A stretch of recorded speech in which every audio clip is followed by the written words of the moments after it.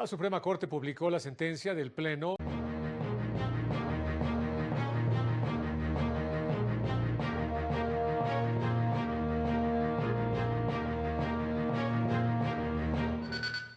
Hoy es viernes 20 de junio de 2025 y estas son las noticias.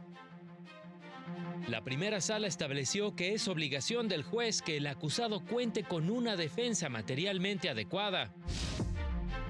La obligación de que comparezcan las partes en la etapa de conciliación es con el fin de que lleguen a una solución justa para evitar el litigio, determinó la segunda sala.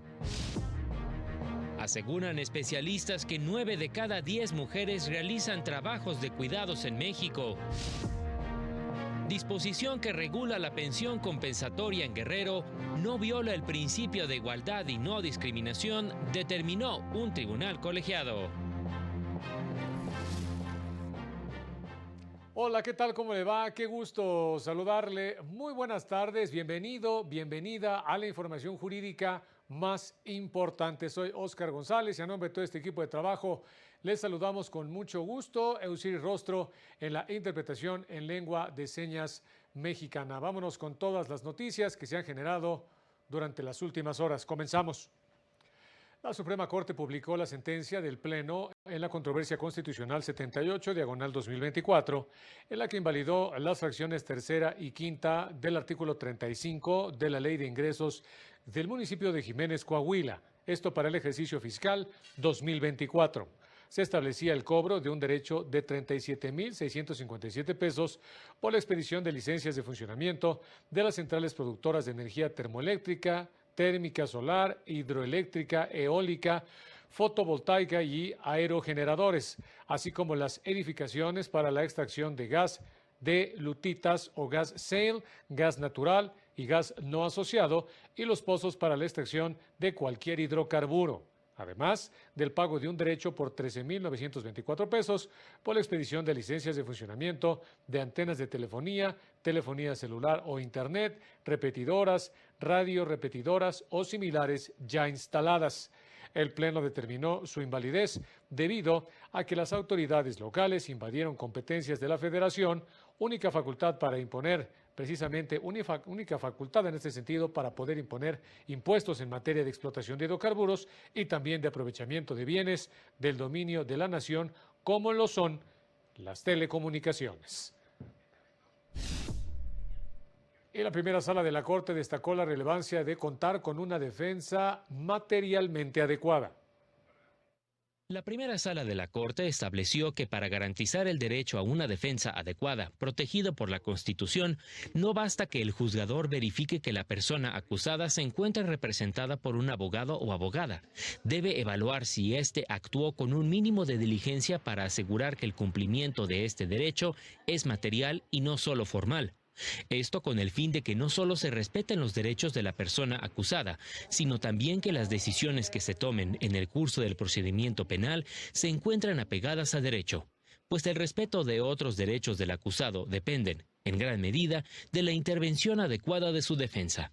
Precisó que el tribunal no debe evaluar la bondad o la eficacia de la estrategia defensiva adoptada, ni su resultado, pues cada defensa es autónoma en el diseño de la estrategia a seguir para defender los derechos de su representado. Incluso puede optar por señalar las deficiencias de la parte acusadora, quien tiene la carga de la prueba. De confirmarse que se vulneró el derecho a una defensa materialmente adecuada de la persona acusada, y que ello impactó en el sentido del fallo, debe ordenar la reposición del procedimiento a partir de la última actuación previa a la vulneración, lo que permite garantizar que el proceso penal se desarrolle y concluya sin violaciones a los derechos de la persona imputada. Con información de José Luis Guerra García para el canal del Poder Judicial de la Federación. La segunda sala estableció que en la etapa de conciliación del juicio laboral, las partes deben comparecer personalmente ante la Junta. de la Federación Primera y de la fracción en este sentido del artículo 876 de la Ley Federal del Trabajo, se desprende que las partes están obligadas a comparecer personalmente ante la Junta en dicha etapa, diligencia en la que podrán ser asistidas por sus abogados, patronos, asesores o apoderados, etapa en la que estos últimos únicamente podrán comparecer a efecto de acompañar y asistir a los contendientes, y su intervención debe ser mínima. Al exigir la comparecencia personal de las partes, la intención es que de manera directa lleguen a una solución justa y satisfactoria para evitar el litigio, con la única intervención del funcionamiento conciliador de la Junta, con excepción de los apoderados o representantes de la persona moral, en cuyo caso la disposición establece que deben contar con facultades para asumir una solución conciliatoria que obligue a su representada a cumplirla.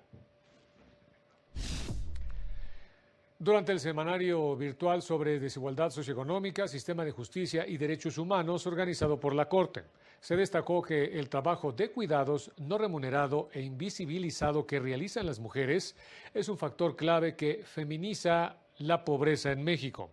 Lo anterior lo aseguró Micaela Alterio. Ella es académica del Instituto Tecnológico Autónomo de México. Estas mujeres que sí trabajan, solamente que trabajan en trabajos no remunerados y no reconocidos como trabajo socialmente, sí son mujeres pobres, que dependen de otras personas para la subsistencia y que de hecho esas mismas dependencias económicas generan tasas de aumentos de seguir en círculos de violencia, por no tener a veces salidas económicas para salirse de lugares violentos. Detalló que en el país de 90 millones de personas mayores de 12 años que realizan trabajo doméstico y de cuidados no remunerados, 9 de cada 10 son mujeres. Esto quiere decir que una persona participa con alrededor de 42.000 pesos anuales, ¿sí?, con trabajos no remunerados, que si lo dividimos por género son casi 60.000 pesos que aportarían las mujeres y unos 22.400 pesos los hombres. Ahora, si hablamos de mujeres rurales, el aporte es mucho mayor, y si hablamos de mujeres indígenas, es mucho mayor. Destacó que una manera de revertir esta situación es impulsar acciones que permitan que el trabajo de cuidado se distribuya de manera equitativa entre el Estado, pero también con la familia, el mercado y la comunidad. El máximo tribunal del país destacó determinaciones en las que se ha vuelto preponderante el interés superior de la niñez para tutelar su derecho a una familia y a la identidad. La Suprema Corte ha sido clave en el reconocimiento de los derechos de las personas de la comunidad LGBTIQ+. Tal es el caso del amparo en revisión 553/2018, en el que la primera sala reconoció por primera vez en México la gestación subrogada como una opción legal para que parejas del mismo sexo formen una familia. Tuvimos un hijo por fecundación in vitro y vientre subrogado, y entonces quisimos llevarlo a registrar a registro civil, y pues el juez de registro civil se negó a registrarlo, ¿no? No está legislado y pues ve qué haces, ¿no? Se trataba de un caso complejo, pues había una tercera persona interesada, la persona gestante, quien también solicitaba el registro del niño nacido a través de reproducción asistida. La primera sala de la Suprema Corte, por unanimidad, decide amparar, ordenando al registro civil que inscribiera al niño con los apellidos de ambos papás, reconociendo la doble paternidad. Es el primer caso a nivel nacional donde se reconoce que la gestación subrogada puede ser un mecanismo para que una pareja conformada por personas del mismo género pues pueda ampliar su familia, tener hijos o hijas. Una determinación en la que fue fundamental el interés superior de la niñez para tutelar su derecho a una familia y a la identidad, así como para urgir a una regulación de las técnicas de reproducción asistida en nuestro país. Muchas gracias a la Suprema Corte por este apoyo que nos dio en su momento. Es algo pues sumamente valioso. Trabajaron y demostraron que aquí están los derechos de las personas. Para el canal del Poder Judicial de la Federación, Jesús Daza. En otro tema, la Constitución y los tratados internacionales en materia de derechos humanos son estrictos y categóricos al prohibir la discriminación y toda acción que promueva la violencia, tales como los discursos de odio, de conformidad con la igualdad y dignidad humana de la que deben gozar todas las personas. Destacó la Unidad General de Conocimiento Científico y Derechos Humanos de la Suprema Corte. En diversos criterios, el máximo tribunal ha señalado que los discursos discriminatorios y de odio atentan contra valores fundamentales como la igualdad, dignidad e incluso la libertad de los grupos atacados. Por lo tanto, son contrarios a los derechos humanos y a la democracia. Las expresiones que menosprecian o desvalorizan a grupos sociales violan directamente su honor colectivo, especialmente de quienes han sido históricamente discriminados. Solo en una situación, así se indicó, es que se justifica limitar la libertad de expresión. Por otra parte, las expresiones homofóbicas son manifestaciones discriminatorias y en algunas ocasiones representan discursos de odio no protegidos por la libertad de expresión, porque su objetivo práctico es generar un clima de hostilidad. Vámonos rápidamente a unos mensajes, son muy breves y volvemos con más.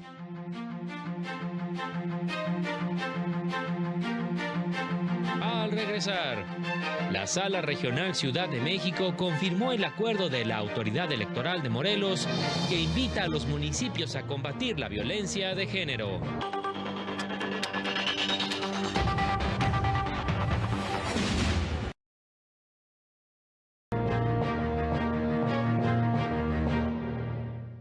De la tarde con 12 minutos ya, 20 grados la temperatura en la capital de la República Mexicana. Continuamos. Vamos ahora al enlace de mi compañero Juan Carlos González respecto al libro Corrupción en México. Adelante, Juan Carlos, te escuchamos. Hola, ¿qué tal? Te saludo desde el University Club, ubicado aquí en Paseo de la Reforma, donde el ministro en retiro y miembro del Colegio Nacional, José Ramón Cosío Díaz, presentó su libro Corrupción en México, un acercamiento al siglo XXI desde la perspectiva jurídica. Explicó que la obra analiza las reformas legales y constitucionales que se dieron desde 1857 hasta el año 2000 en torno a la corrupción.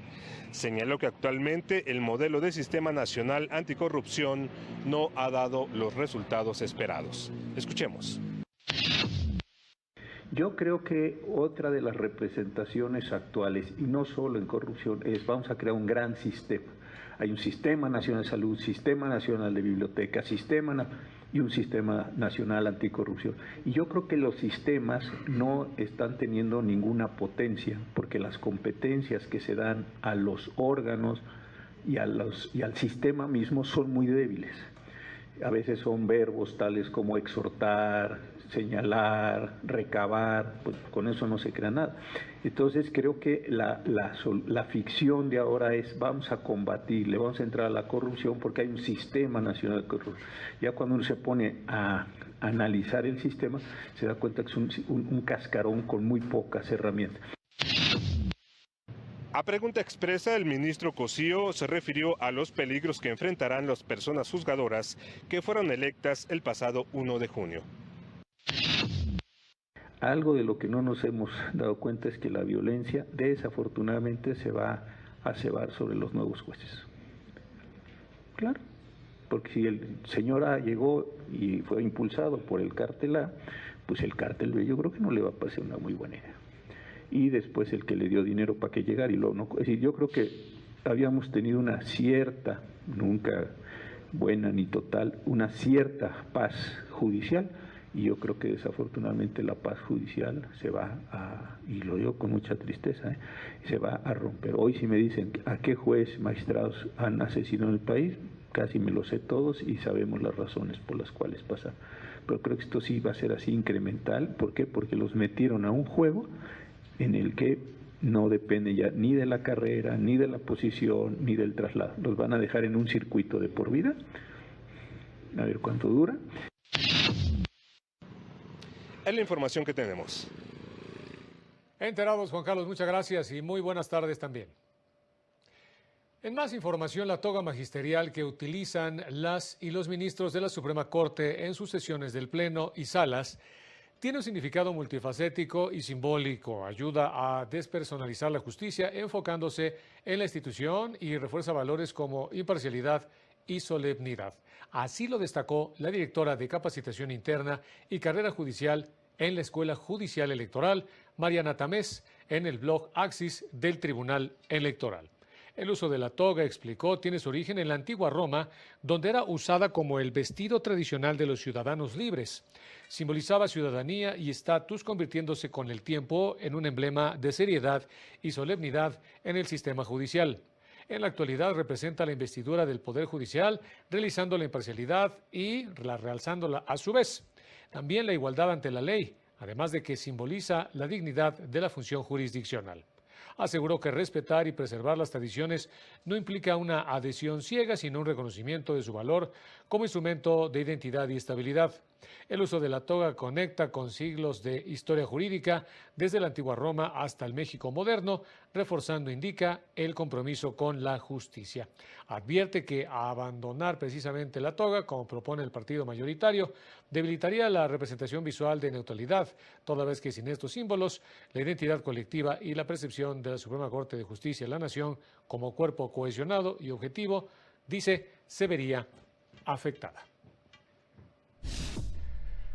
La Sala Regional Ciudad de México confirmó la sentencia del Tribunal Electoral de Morelos, que a su vez confirmó el acuerdo del Instituto Electoral Local, con el que se invitó a los 36 municipios para que instrumentaran las acciones necesarias para prevenir, atender y erradicar la violencia política contra las mujeres en razón de género.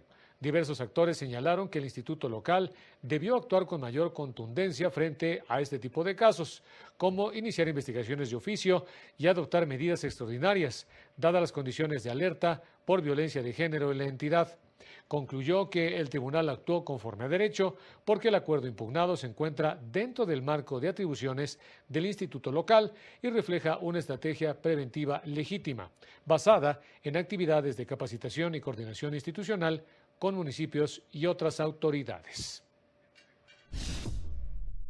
Se consideran infundados los agravios en los que se aduce que el Tribunal Local omitió llevar a cabo un análisis sobre la suficiencia de las acciones implementadas por el INPEPAC en torno a esta temática. La calificativa obedece a que del marco normativo aplicable no se advierten parámetros específicos en donde se establezca el tipo y calidad de acciones que debe adoptar el Instituto Local. La Sala Regional Guadalajara confirmó la resolución del Tribunal Electoral de Chihuahua que sancionó al Auditor Superior del Estado por violencia política de género en contra de la excandidata de Movimiento Ciudadano por la presidencia municipal de Parral a través de diversas publicaciones en una página de Facebook. La persona sancionada argumentaba que si bien él había creado dicho perfil, no lo administraba, por lo que no tendría control de lo que se publicaba. Sin embargo, los magistrados coincidieron en que, de acuerdo con estándares internacionales, quien crea un perfil en una red social es el responsable del contenido que se difunde en este. Quien abre una cuenta se hace responsable de lo que sube y también de lo que suben sus administradores si él los autorizó. No podría escudarse en el hecho de que un administrador que él mismo autorizó publicó algo con lo que él no está de acuerdo, pues eso sería tanto como autorizar total impunidad.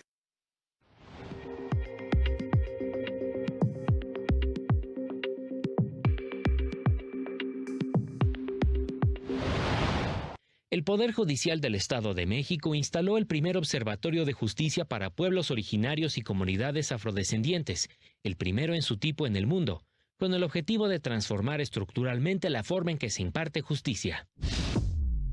Del 23 al 27 de junio próximos, el Poder Judicial de Baja California Sur brindará atención a la población del municipio de Los Cabos a través del programa de justicia itinerante del Centro de Justicia Alternativa en materias civil, familiar y mercantil. La Unidad de Justicia Restaurativa del Poder Judicial de Nayarit concluyó el programa Reconstruyendo Vínculos, Camino hacia la Coparentalidad Saludable, en el que participaron 23 madres y padres en conflicto para promover la cultura de paz y el bienestar de niñas, niños y adolescentes. Este viernes se lleva a cabo la jornada de atención jurídica gratuita de la Defensoría Pública de Puebla en el municipio de San José Miahuatlán, para brindar orientación en materia civil, familiar, laboral, penal, mercantil, administrativa y de amparo. El Consejo de la Judicatura Federal destacó una jurisprudencia relevante del Pleno Regional en materias administrativa y civil de la región Centro-Sur, con residencia en la Ciudad de México, el cual resolvió que un agresor jurídico agrario particular está legitimado para realizar todos los actos necesarios en defensa de su representado, incluyendo la promoción del amparo directo. Lo anterior al analizar criterios contradictorios de dos tribunales respecto de si quien se ostentó como asesor jurídico particular en materia agraria estaba legitimado para promover un amparo directo contra una sentencia de un tribunal unitario agrario. El Pleno Regional señaló que la ley agraria establece la libertad de decisión del sujeto de derecho para otorgar a un tercero el carácter de asesor precisamente agrario y, por otro lado, la igualdad procesal de designar a un defensor de la Procuraduría en la materia. Se destacó la importancia de contar con herramientas jurídicas actualizadas para garantizar la protección de los derechos laborales y de seguridad social, especialmente de los sectores más vulnerables del país.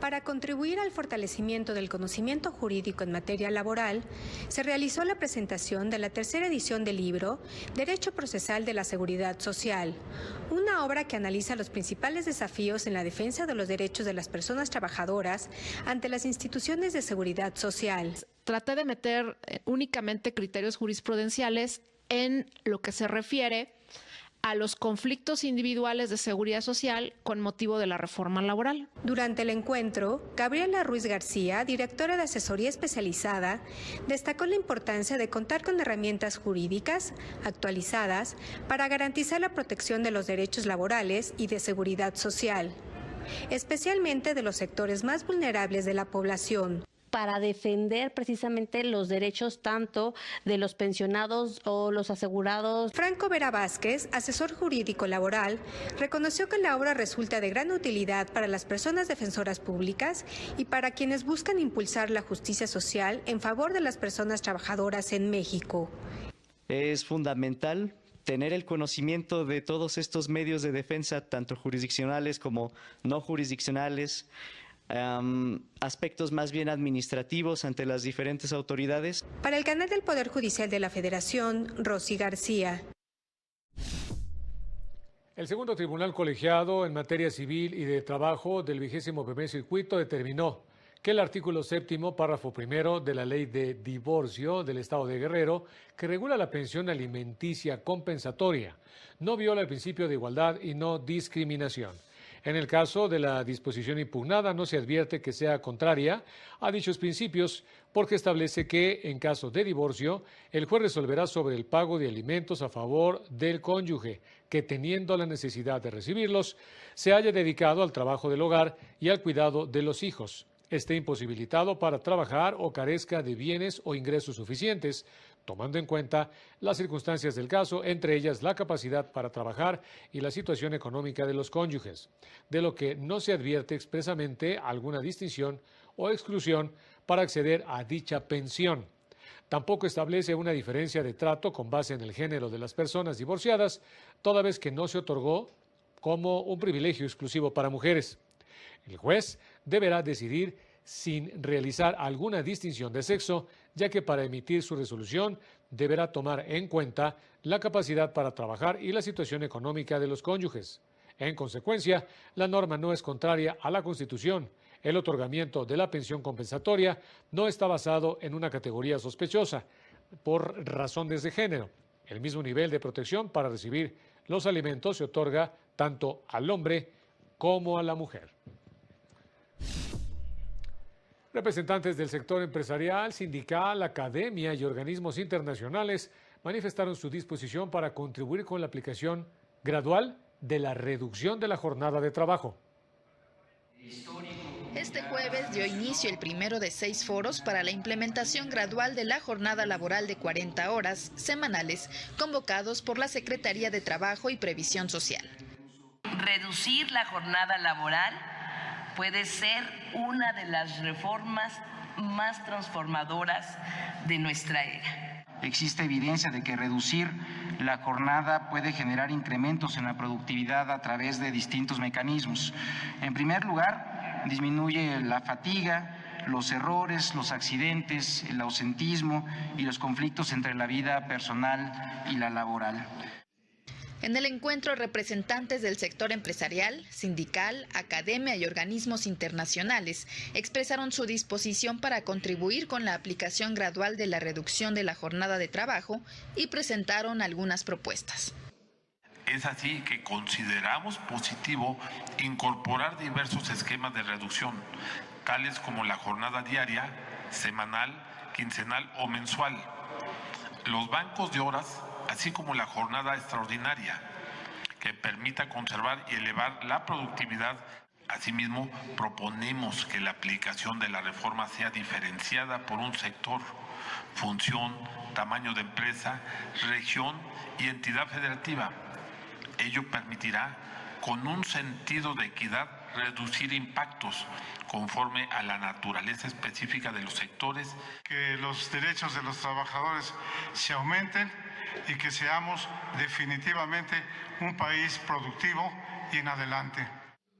Durante el diálogo, el representante de la OIT indicó que en América Latina se destina un promedio de 42.5 horas semanales al trabajo en el caso de los hombres y 36.4 las mujeres. De entre los países miembros de la OCDE, en México se destina 96.6% más tiempo al trabajo. Para el canal del Poder Judicial de la Federación, Laura Murillo. El Centro de Derechos Humanos Miguel Agustín Pro Juárez reconoció el proyecto presentado en la Suprema Corte por la ministra Ríos Farjat para revisar la figura de la prisión preventiva oficiosa en la acción de inconstitucionalidad 49/2021. Señaló que recoge adecuadamente estándares internacionales a partir de casos como el de las mujeres de Atenco, sobrevivientes de tortura sexual. Advierte que la prisión preventiva oficiosa es una medida de populismo penal, contraria a la presunción de inocencia. Mostró su apoyo a cualquier intento por eliminar esta medida cautelar del orden jurídico mexicano, como lo ordenó la Corte Interamericana de Derechos Humanos. Y ya nos vamos, pero recuerde, este sábado a las 18:30 horas, Semanario Judicial, el resumen de noticias del Poder Judicial de la Federación, con su repetición el domingo a las 10:30 de la mañana. Muchas gracias por haber estado con nosotros. Soy Óscar González. Que tenga un excelente fin de semana. Nos vemos en la próxima.